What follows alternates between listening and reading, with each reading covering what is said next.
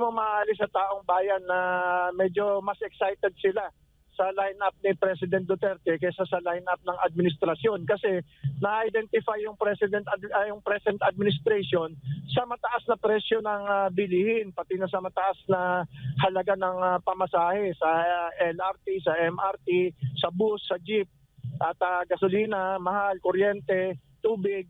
So nagkakaroon ng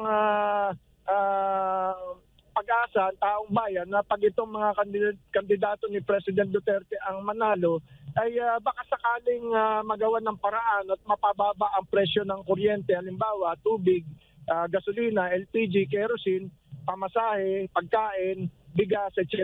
No? Umaasa ang taong bayan diyan. At napakalaki ng sabi nga ni President Estrada empty stomach knows no law. Pagka ang taong bayan ay gutom na, wala nang kinikilalang batas yan. Kaya